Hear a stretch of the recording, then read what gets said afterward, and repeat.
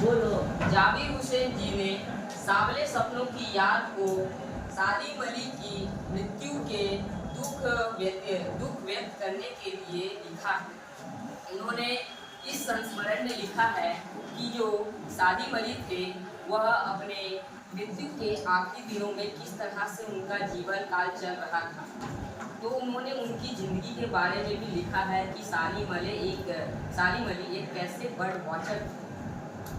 वो बहुत ही अच्छे बर्ड वॉचर थे जो पक्षियों को समझते थे, जानते थे और उनके बारे में बहुत कुछ जानने की इच्छा है। यह कहानी यहाँ से शुरू होती है कि जब सालिम अली छोटे बच्चे थे तो वह अपने दोस्तों के साथ एयर गन से खेल रहे थे। तो खेलते खेलते उनकी एयर गन से जो गोली निकली वह एक गोरैया को जा लगी और गोरैया घायल होके नीचे गिर के इनकी उस गोरैया की मृत्यु हो गई।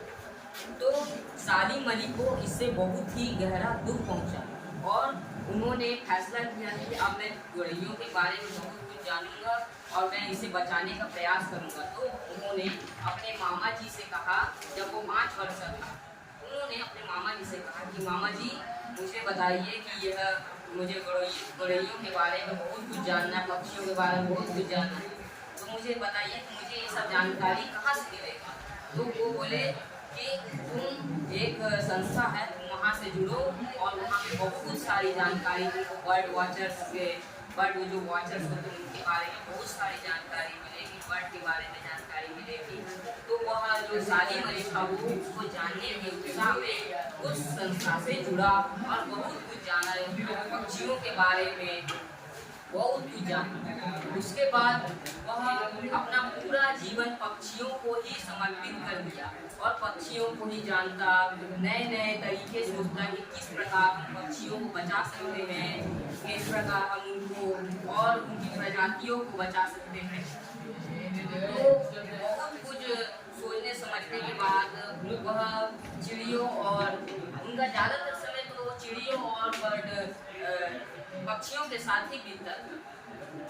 तो उन्हीं के जैसे एक बर्ड वॉचर थे, उनका नाम था D.H. लॉरेंस और उनकी पत्नी का नाम था फ्रीडा लॉरेंस। तो वो भी एक अच्छे बर्ड वॉचर थे। तो सालिम अली की तरह वो भी पक्षियों को जानने के लिए, उनके बारे में कुछ जानकारी इकट्ठा करने के लिए बहुत उत्सुक रहते थे। तो जो जाबिर हुसैन है उनको अपने पूरे जीवन काल में यही 2 बर्ड वॉचर अच्छे लगे जो बहुत अच्छे से पक्षियों के बारे में बहुत सोचते हैं, उनके बारे में इतना समय देते हैं, उनके बारे में सोचते इतना समय देते हैं। तो उनका पूरा जीवन काल इसी पर व्यतीत हुआ। तो जो सालिम अली थे वो देखे कि केरल की साइलेंट वैली में बहुत सारे पक्षियों का आवास था, लेकिन उसमें एक दिक्कत थी कि जो रेगिस्तान से आने वाली धूल कण वहाँ पे बंजर भूमि का निर्माण कर रही थी। तो सालिम अली ने सोचा कि इससे बहुत सारे पक्षियों की जो प्रजातियां हैं वो विलुप्त हो रही हैं और जो उनका अस्तित्व मिटता जा रहा है। तो सालिम अली ने इस पे विचार करते हुए सोचा कि मुझे इसे रोकने का कुछ प्रबंध करना पड़ेगा।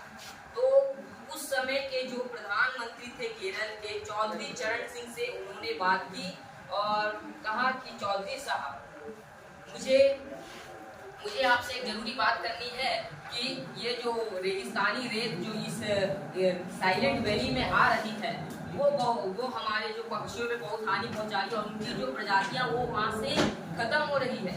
तो चौधरी चरण सिंह एक कृषक परिवार से थे और भूमि से जुड़े हुए आदमी थे और बहुत कुछ वो समझते थे अपने संस्कृति के बारे में और जानते थे। तो उन्होंने जैसे ही सालिम अली ने उनसे बात की तो उनके सामने एक ऐसा चित्र प्रस्तुत किया कि वह उसकी जो मदद करने से वो रुक नहीं पाए।